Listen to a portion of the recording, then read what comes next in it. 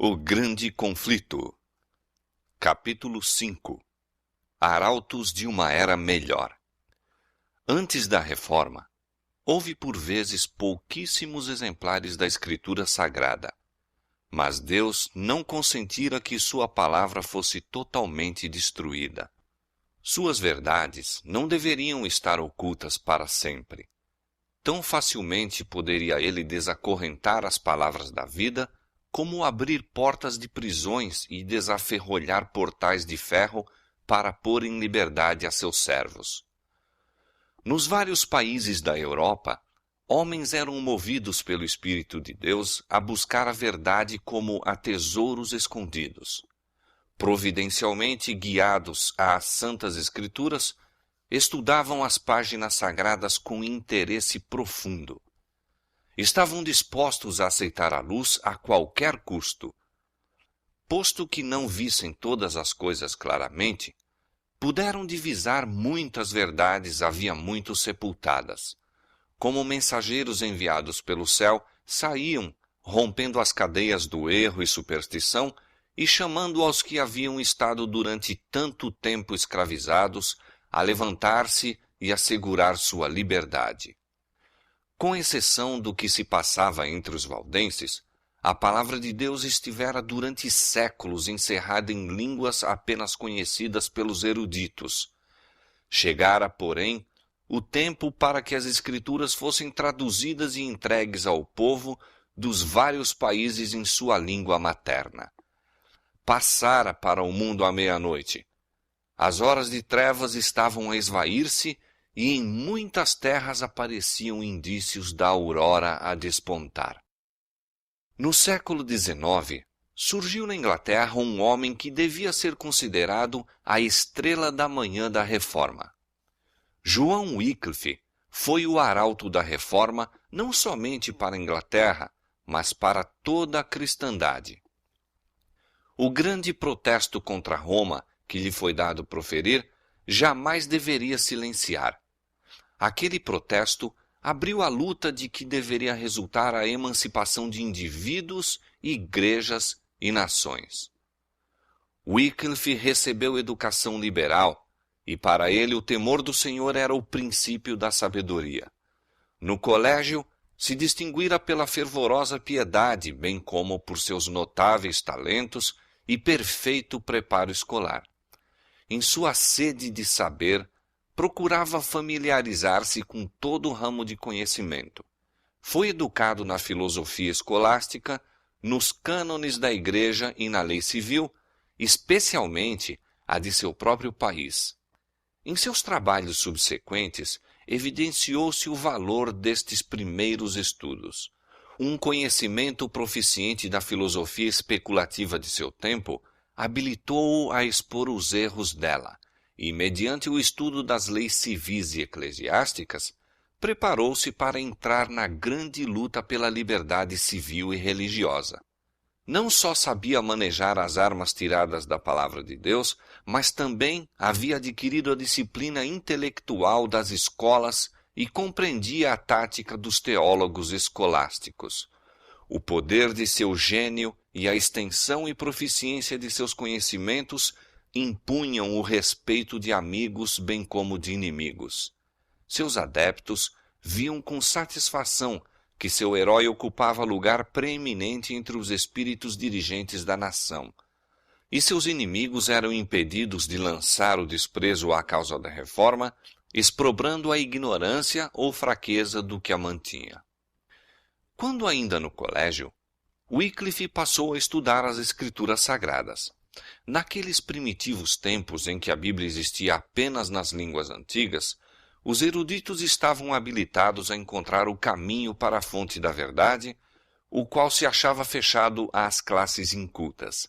Assim, já fora preparado o caminho para o trabalho futuro de Wycliffe como reformador. Homens de saber haviam estudado a palavra de Deus e encontrado a grande verdade de sua livre graça ali revelada. Em seus ensinos, tinham disseminado o conhecimento desta verdade e levado outros a volver às Sagradas Escrituras. Quando a atenção de Wycliffe se volveu às Escrituras, passou a pesquisá-las com a mesma proficiência que o havia habilitado a assenhorear-se da instrução das escolas. Até ali, tinha ele sentido grande necessidade que nem seus estudos escolásticos nem o ensino da igreja puderam satisfazer. Na palavra de Deus, encontrou o que antes em vão procurara. Ali, viu revelado o plano da salvação e Cristo apresentado como único advogado do homem. Entregou-se ao serviço de Cristo e decidiu-se a proclamar as verdades que havia descoberto. Semelhante aos reformadores posteriores, Wycliffe não previu, ao iniciar a sua obra, até onde ela o levaria. Não se opôs deliberadamente a Roma. A dedicação à verdade, porém, não poderia senão levá-lo a conflito com a falsidade. Quanto mais claramente discernia os erros do papado, mais fervorosamente apresentava os ensinos da Escritura Sagrada. Via que Roma abandonara a palavra de Deus pela tradição humana. Destemidamente, acusava o sacerdócio de haver banido as Escrituras e exigia que a Bíblia fosse devolvida ao povo e de novo estabelecida sua autoridade na Igreja. Wycliffe era ensinador hábil e ardoroso, eloquente pregador, e sua vida diária era uma demonstração das verdades que pregava.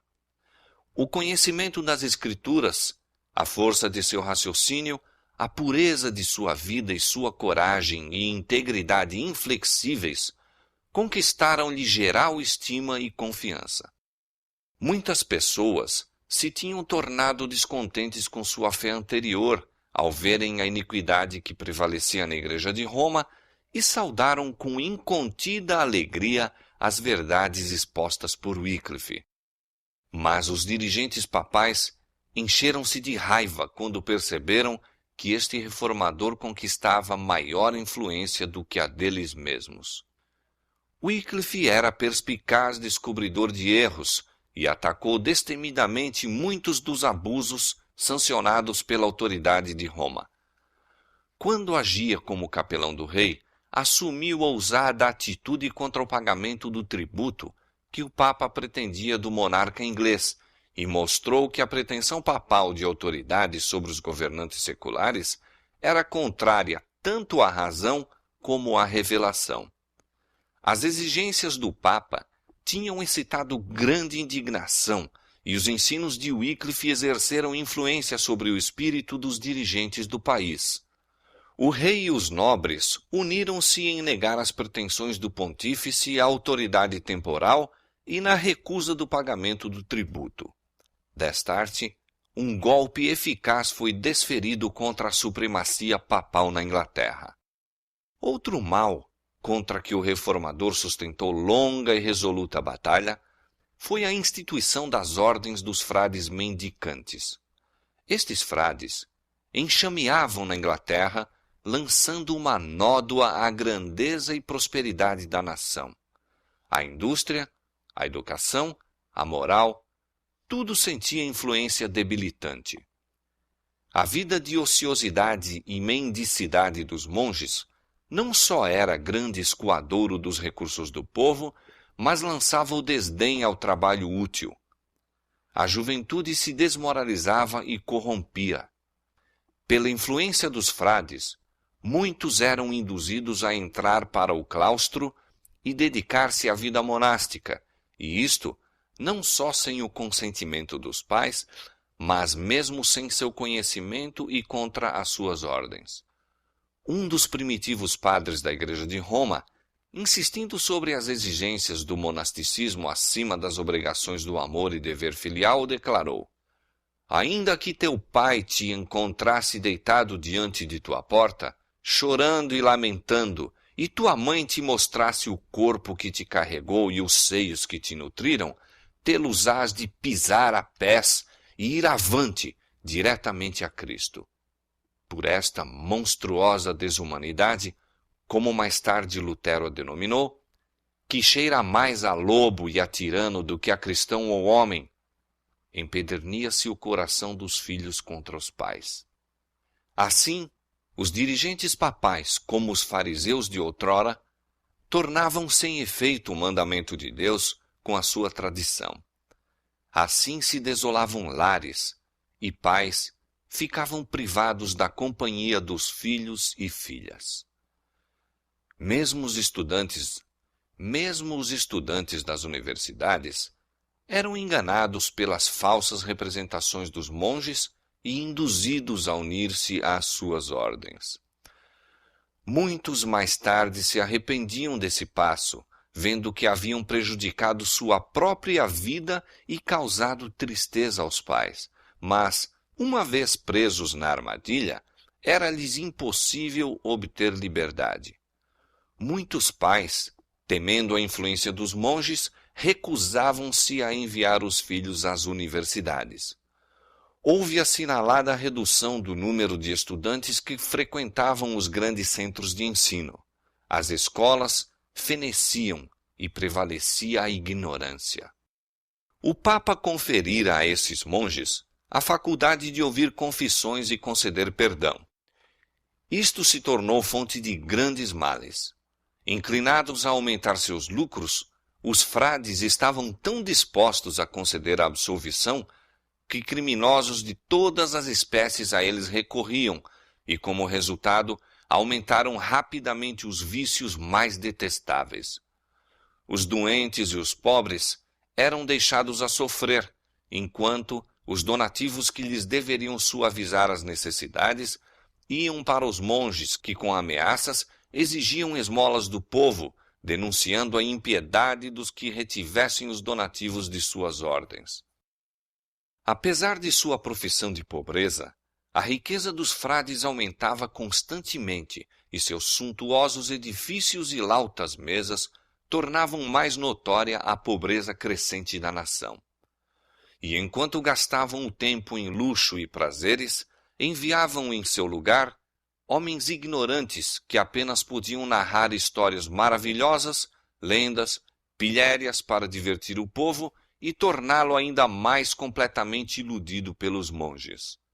Contudo, os frades continuavam a manter o domínio sobre as multidões supersticiosas e a levá-las a crer que todo dever religioso se resumia em reconhecer a supremacia do Papa, adorar os santos e fazer donativos aos monges, e que isto era suficiente para lhes garantir lugar no céu. Homens de saber e piedade haviam trabalhado em vão para efetuar uma reforma nessas ordens monásticas. Wycliffe, porém, com intuição mais clara, feriu o mal pela raiz, declarando que a própria organização era falsa e que deveria ser abolida. Despertavam-se discussões e indagações.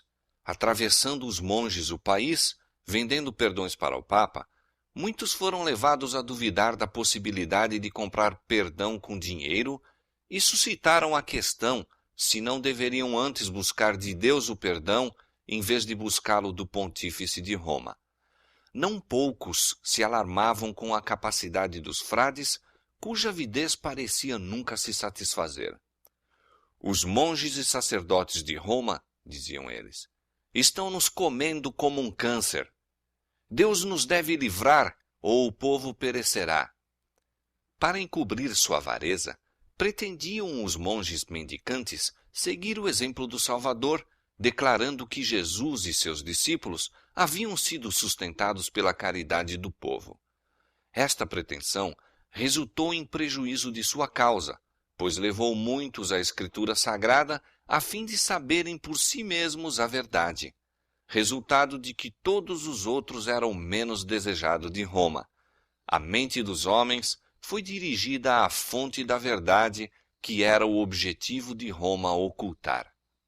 Wycliffe começou a escrever e publicar folhetos contra os frades, porém, não tanto procurando entrar em discussão com eles, como despertando o espírito do povo aos ensinos da Bíblia e seu autor. Ele declarava que o poder do perdão ou excomunhão não o possuía o Papa em maior grau do que os sacerdotes comuns, e que ninguém pode ser verdadeiramente excomungado a menos que primeiro haja trazido sobre si a condenação de Deus.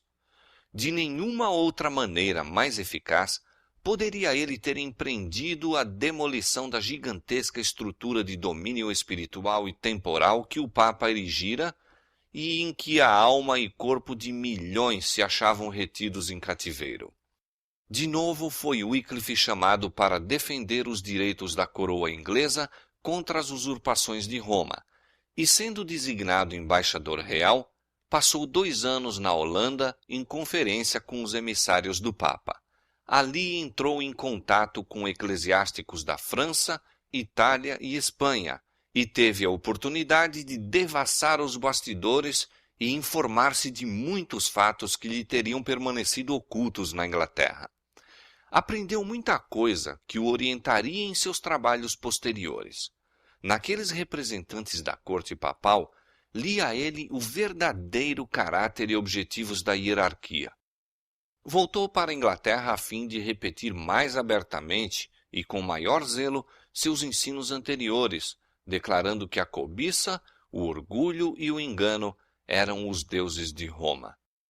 Num de seus folhetos, disse ele, falando do Papa e seus coletores: retiram de nosso país os meios de subsistência dos pobres e muitos milhares de marcos anualmente do dinheiro do rei para sacramentos e coisas espirituais, o que é a amaldiçoada heresia de simonia, e fazem com que toda a cristandade consinta nesta heresia e a mantenha. E, na verdade, ainda que nosso reino tivesse uma gigantesca montanha de ouro, e nunca homem algum dali tirasse, a não ser somente o coletor deste orgulhoso e mundano sacerdote, com o tempo ela se esgotaria. Pois sempre ele tira dinheiro de nosso país e nada devolve, a não ser a maldição de Deus pela sua simonia. Logo depois de sua volta à Inglaterra, Wycliffe recebeu do rei nomeação para a reitoria de Lutterworth. Isto correspondia a uma prova de que o monarca ao menos não se desagradara de sua maneira franca no falar. A influência de Wycliffe foi sentida no moldar a ação da corte, bem como a crença da nação.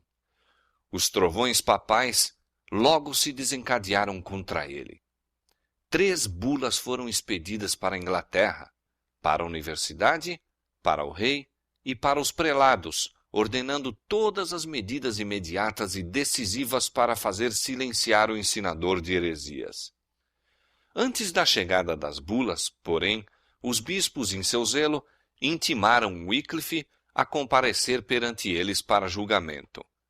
Entretanto, 2 dos mais piedosos príncipes do reino o acompanharam ao tribunal, e o povo, rodeando o edifício e invadindo-o, intimidou de tal maneira os juízes que o processo foi temporariamente suspenso, sendo-lhe permitido ir-se em paz. Um pouco mais tarde, faleceu Eduardo III, a quem, em sua idade avançada, os prelados estavam procurando influenciar contra o reformador, e o anterior protetor de Wycliffe tornou-se regente do reino. Mas a chegada das bulas papais trazia para toda a Inglaterra a ordem peremptória de prisão e encarceramento do herege. Estas medidas indicavam de maneira direta a fogueira. Parecia certo que Wycliffe logo deveria cair vítima da vingança de Roma. Mas aquele que declarou outrora a alguém: não temas, eu sou teu escudo, de novo estendeu a mão para proteger seu servo. A morte veio, não para o reformador, mas para o pontífice que lhe decretara destruição. Gregório XI morreu, e dispersaram-se os eclesiásticos que se haviam reunido para o processo de Wycliffe. A providência de Deus encaminhou ainda mais os acontecimentos para dar oportunidade ao desenvolvimento da reforma. A morte de Gregório foi seguida da eleição de 2 papas rivais. 2 poderes em conflito, cada um em si dizendo infalível, exigiam agora obediência.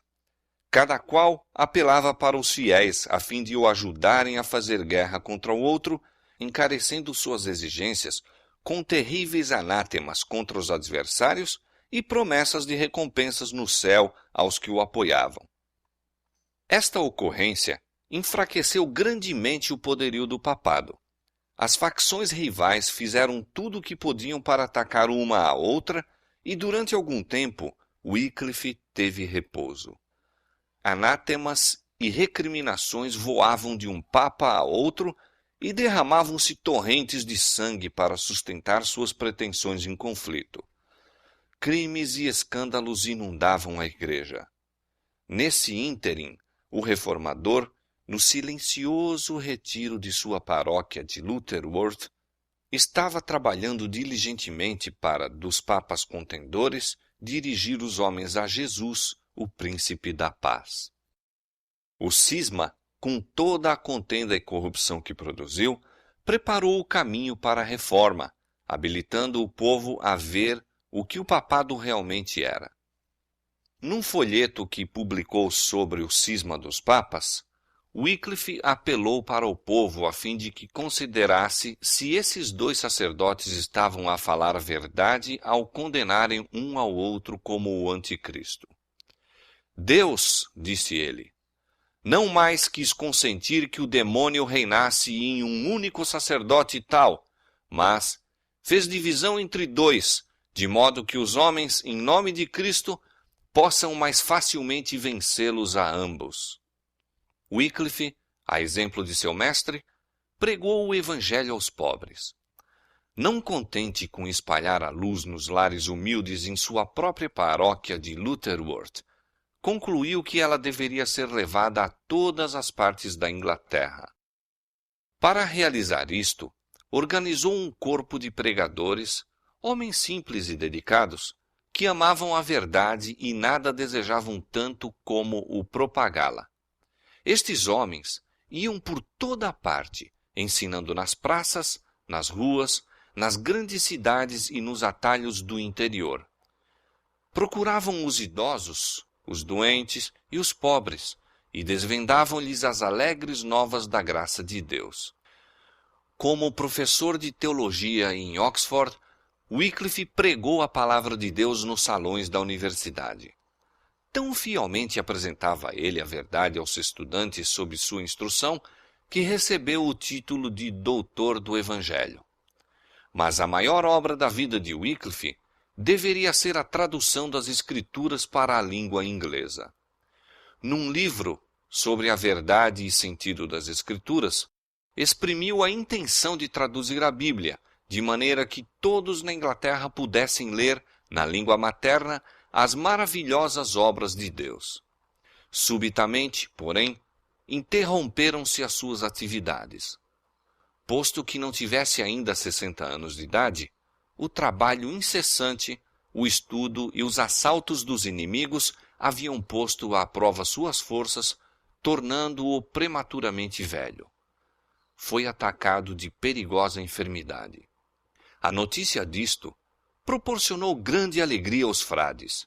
Pensavam então que se arrependeria amargamente do mal que tinha feito à igreja e precipitaram-se ao seu quarto para ouvir-lhe a confissão. Representantes das 4 ordens religiosas, com 4 oficiais civis, reuniram-se em redor do suposto moribundo. Tendes a morte em vossos lábios, diziam. Comovei-vos com as vossas faltas e retratai em nossa presença tudo o que disseste para ofensa nossa. O reformador ouviu em silêncio.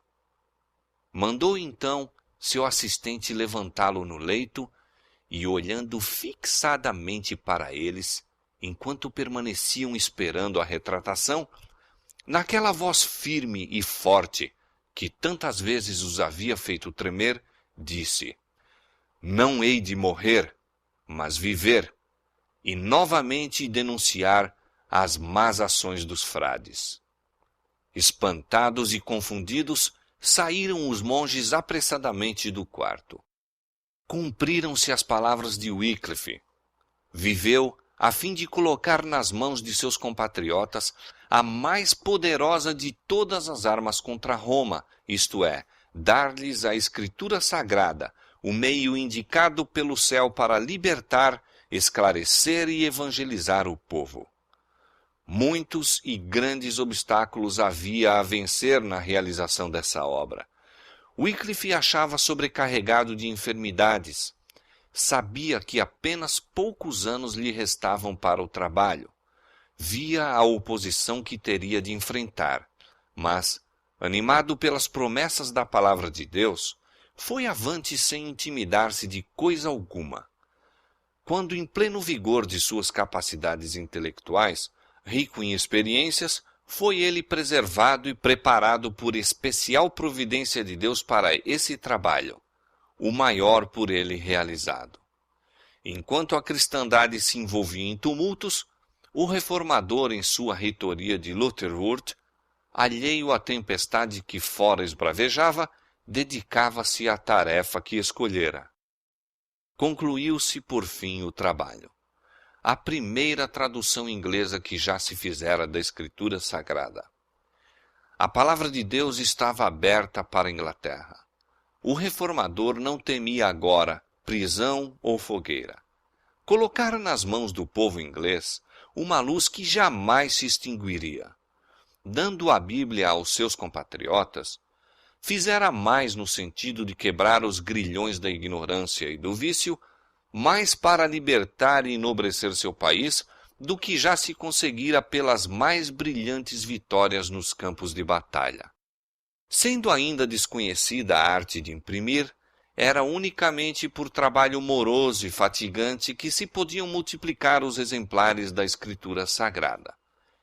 Tão grande era o interesse por se obter o livro, que muitos voluntariamente se empenharam na obra de o transcrever, mas era com dificuldade que os copistas podiam atender aos pedidos.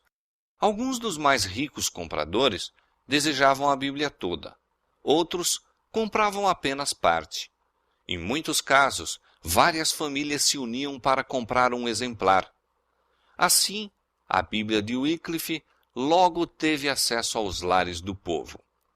O apelo para a razão despertou os homens de sua submissão passiva aos dogmas papais. Wycliffe ensinava agora doutrinas distintivas do protestantismo, salvação pela fé em Cristo e a infalibilidade das Escrituras unicamente. Os pregadores que enviara disseminaram a Bíblia, juntamente com os escritos do Reformador, e com êxito tal que a nova fé foi aceita por quase metade do povo da Inglaterra. O aparecimento das Escrituras produziu estupefação às autoridades da Igreja. Tinham agora de enfrentar um fator mais poderoso do que Wycliffe, fator contra o qual suas armas pouco valeriam. Não havia nessa ocasião na Inglaterra lei alguma proibindo a Bíblia, pois nunca antes fora ela publicada na língua do povo. Semelhantes leis foram depois feitas e rigorosamente executadas. Entretanto, apesar dos esforços dos padres, houve durante algum tempo oportunidade para a circulação da palavra de Deus. Novamente os chefes papais conspiraram para fazer silenciar a voz do reformador. Perante 3 tribunais, foi ele sucessivamente chamado a juízo, mas sem proveito. Primeiramente, um sínodo de bispos declarou heréticos os seus escritos e, ganhando o jovem rei Ricardo II para o seu lado, obtiveram um decreto real sentenciando à prisão todos os que professassem as doutrinas condenadas. Wycliffe apelou do sínodo para o parlamento. Destemidamente, acusou a hierarquia perante o Conselho Nacional e pediu uma reforma dos enormes abusos sancionados pela Igreja. Com poder convincente, descreveu as usurpações e corrupções da sé papal. Seus inimigos ficaram confusos. Os que eram amigos de Wycliffe e o apoiavam tinham sido obrigados a ceder, e houvera a confiante expectativa de que o próprio reformador, em sua avançada idade, só e sem amigos, curvar-se-ia ante a autoridade combinada da coroa e da tiara. Mas, em vez disso, os adeptos de Roma viram-se derrotados. O parlamento, despertado pelos estimuladores apelos de Wycliffe, repeliu o edito perseguidor e o reformador foi novamente posto em liberdade. Pela 3ª vez foi ele chamado a julgamento e agora perante o mais elevado tribunal eclesiástico do reino. Ali não se mostraria favor algum para com a heresia. Ali, finalmente, Roma triunfaria e a obra do reformador seria detida. Assim pensavam os romanistas. Se tão somente cumprissem seu propósito, Wycliffe seria obrigado a renunciar suas doutrinas ou sairia da corte diretamente para as chamas. Wycliffe, porém, não se retratou. Não usou de dissimulação. Destemidamente, sustentou seus ensinos e repeliu as acusações de seus perseguidores. Perdendo de vista a si próprio, sua posição e o momento, citou os ouvintes perante o tribunal divino e pesou seus sofismas e enganos na balança da verdade eterna. Sentiu-se o poder do Espírito Santo na sala do concílio. Os ouvintes ficaram como que fascinados. Pareciam não ter forças para deixar o local. Com setas da aljava do Senhor, as palavras do reformador penetravam-lhes a alma.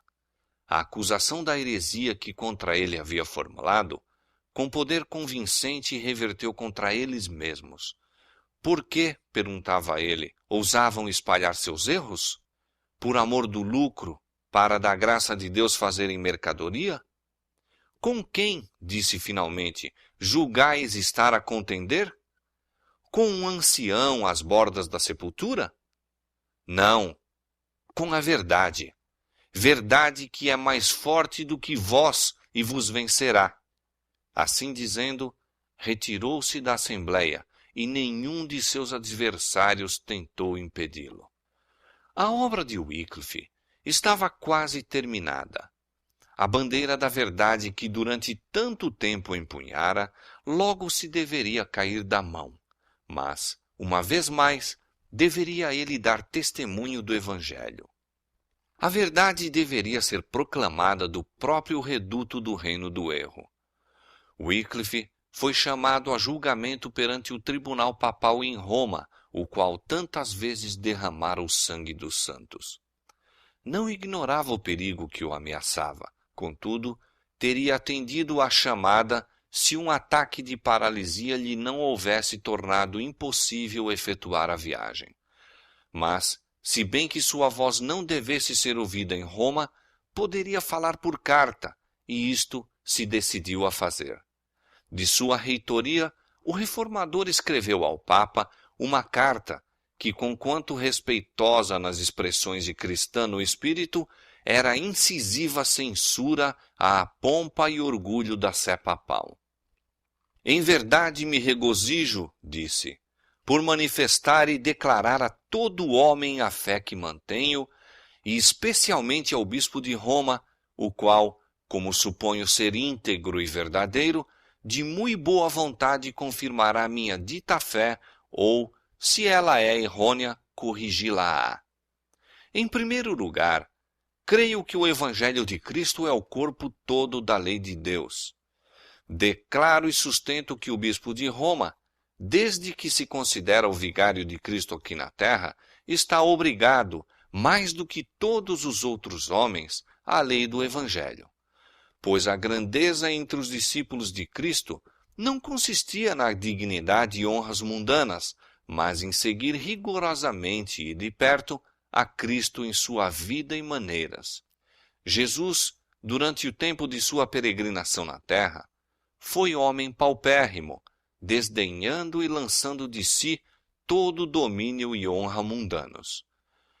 Nenhum homem fiel deveria seguir quer ao próprio Papa, quer a qualquer dos santos, a não ser nos pontos em que se seguirem ao Senhor Jesus Cristo, pois Pedro e os filhos de Zebedeu, desejando honras mundanas, contrárias ao seguimento dos passos de Cristo, erraram, e, portanto, nestes erros não devem ser seguidos. O Papa deve deixar ao poder secular todo o domínio e governo temporal, e, neste sentido, exortar e persuadir eficazmente todo o clero, pois assim fez Cristo, especialmente por seus apóstolos. Por conseguinte, se errei em qualquer destes pontos, submeter-me-ei muito humildemente à correção, mesmo pela morte, se assim for necessário. E se eu pudesse agir segundo minha vontade ou desejo, certamente me apresentaria em pessoa perante o bispo de Roma. Mas o Senhor determinou o contrário e ensinou-me a obedecer antes a Deus do que aos homens.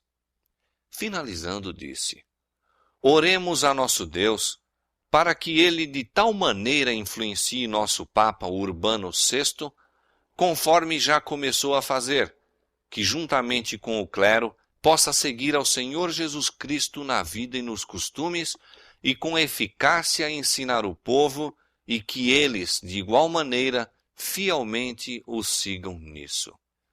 Assim, Wycliffe apresentou ao Papa e aos cardeais a mansidão e humildade de Cristo, mostrando não somente a eles mesmos, mas a toda a cristandade o contraste entre eles e o Mestre, a quem professavam representar. Wycliffe esperava plenamente que sua vida seria o preço de sua fidelidade. O rei, o Papa e os bispos estavam unidos para levá-lo à ruína, e parecia certo que, quando muito, em poucos meses o levariam à fogueira. Mas sua coragem não se abalou. Por que falais em procurar longe a coroa do martírio? Dizia. Pregai o evangelho de Cristo aos altivos prelados, e o martírio não vos faltará. Que? Viveria eu e estaria silencioso? Nunca! Venha o golpe, e eu estou aguardando. Mas Deus, em sua providência, ainda escudou a seu servo. O homem que durante toda a vida permanecera ousadamente na defesa da verdade, diariamente em perigo de vida, não deveria cair vítima do ódio de seus adversários. Wycliffe nunca procurara escudar-se a si mesmo, mas o Senhor lhe fora o protetor. E agora, quando seus inimigos julgavam segura a presa, a mão de Deus o removeu para além de seu alcance.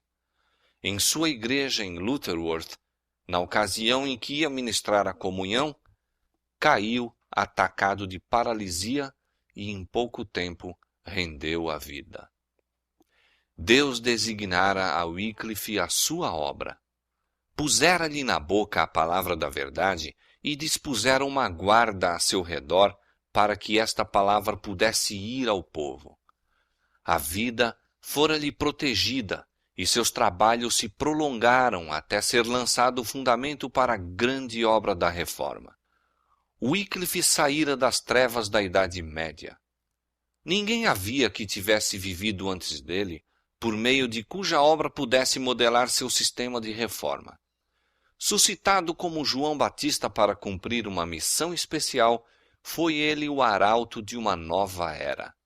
Contudo, no sistema de verdades que apresentava, havia uma unidade e perfeição que os reformadores que o seguiram não excederam e que alguns não atingiram, mesmo 100 anos mais tarde.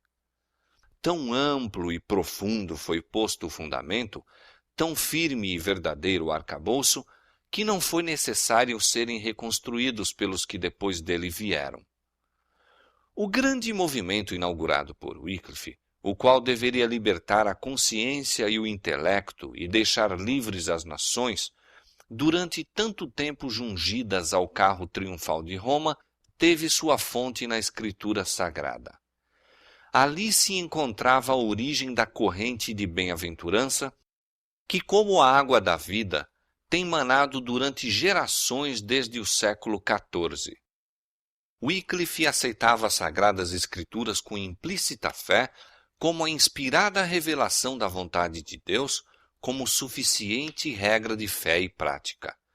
Fora educado de modo a considerar a Igreja de Roma como autoridade divina, infalível, e aceitar com indiscutível reverência os ensinos e costumes estabelecidos havia 1 milênio. Mas de tudo isto se desviou para ouvir a santa palavra de Deus. Esta era a autoridade que ele insistia com o povo para que reconhecesse. Em vez da Igreja falando pelo Papa, declarou ser a única verdadeira autoridade, a voz de Deus falando por sua palavra. e não somente ensinava que a Bíblia é a perfeita revelação da vontade de Deus, mas que o Espírito Santo é o seu único intérprete e que todo homem, pelo estudo de seus ensinos, deve aprender por si próprio o dever. Desta maneira fazia volver o espírito do Papa e da Igreja de Roma para a Palavra de Deus. Wycliffe foi um dos maiores reformadores. Na amplidão de seu intelecto, clareza de pensamentos, firmeza em manter a verdade e ousadia para defendê-la, por poucos dos que após ele vieram foi igualado. Pureza de vida, incansável diligência no estudo e trabalho, incorruptível integridade, amor e fidelidade cristã no ministério caracterizaram o primeiro dos reformadores. E isto, apesar das trevas intelectuais e corrupção moral da época de que ele emergiu. O caráter de Wycliffe é testemunho do poder educador e transformador das Sagradas Escrituras. Foram estas que dele fizeram o que foi. O esforço para aprender as grandes verdades da revelação comunica frescor e vigor a todas as faculdades. Expande a mente, aguça a percepção, amadurece o juízo. O estudo da Bíblia enobrece a todo pensamento, sentimento e aspiração, como nenhum outro estudo o pode fazer. Dá estabilidade de propósitos, paciência, coragem e fortaleza. Aperfeiçoa o caráter e santifica a alma. O esquadrinhar fervoroso e reverente das Escrituras, pondo o espírito do estudante em contato direto com a mente infinita, daria ao mundo homens de intelecto mais forte e mais ativo, bem como de princípios mais nobres, do que os que já existiram como resultado do mais hábil ensino que proporciona a filosofia humana.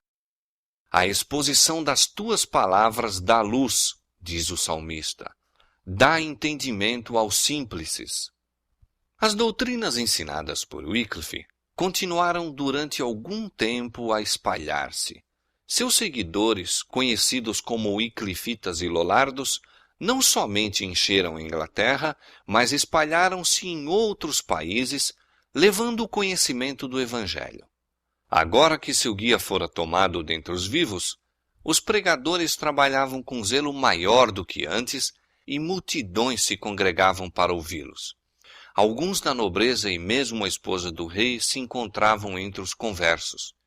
Em muitos lugares houve assinalada reforma dos costumes do povo e os símbolos do catolicismo foram removidos das igrejas. Logo, porém, a impiedosa tempestade da perseguição irrompeu sobre os que haviam ousado aceitar a Escritura Sagrada como guia. Os monarcas ingleses, ávidos de aumentar seu poder mediante o apoio de Roma, não hesitaram em sacrificar os reformadores. Pela primeira vez na história da Inglaterra, a fogueira foi decretada contra os discípulos do Evangelho. Martírios sucederam a martírios.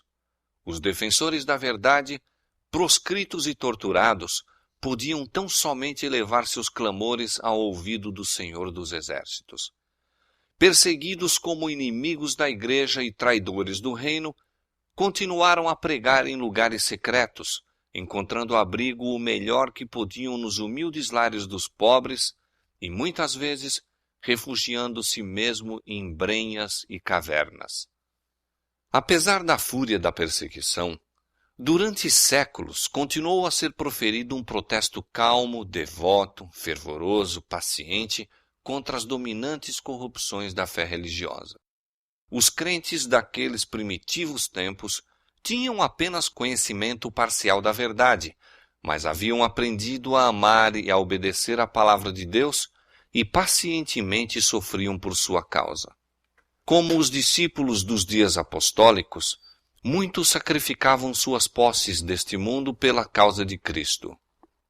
Aqueles a quem era permitido permanecer em casa, abrigavam alegremente os irmãos banidos, e quando eles também eram expulsos, animosamente aceitavam a sorte dos proscritos.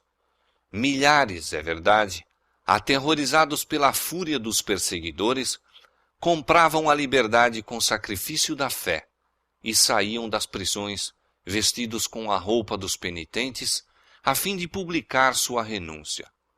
Mas não foi pequeno o número, e entre estes havia homens de nascimento nobre, bem como humildes e obscuros, dos que deram destemido testemunho da verdade nos cubículos dos cárceres, nas torres dos lolardos e em meio de tortura e chamas, regozijando-se de que tivessem sido considerados dignos de conhecer a comunicação de suas aflições. Os romanistas não haviam conseguido executar sua vontade em relação a Wycliffe durante a vida deste, e seu ódio não se satisfez enquanto o corpo do reformador repousasse em sossego na sepultura. Por decreto do Concílio de Constança, mais de 40 anos depois de sua morte, seus ossos foram exumados e publicamente queimados e as cinzas lançadas em um riacho vizinho. Esse riacho, diz antigo escritor, levou suas cinzas para o Avon para o Severn para os pequenos mares e estes para o grande oceano. E assim, as cinzas de Wycliffe são o emblema de sua doutrina, que hoje está espalhada pelo mundo inteiro. Pouco imaginaram os inimigos a significação de seu ato perverso. Foi mediante os escritos de Wycliffe que João Hus, da Boêmia, foi levado a renunciar a muitos erros do catolicismo e entrar na obra da Reforma. E assim é que nesses dois países tão grandemente separados foi lançada a semente da verdade. Da Boêmia, a obra estendeu-se para outras terras. O espírito dos homens foi dirigido para a palavra de Deus, havia tanto esquecida. A mão divina estava a preparar o caminho para a grande reforma.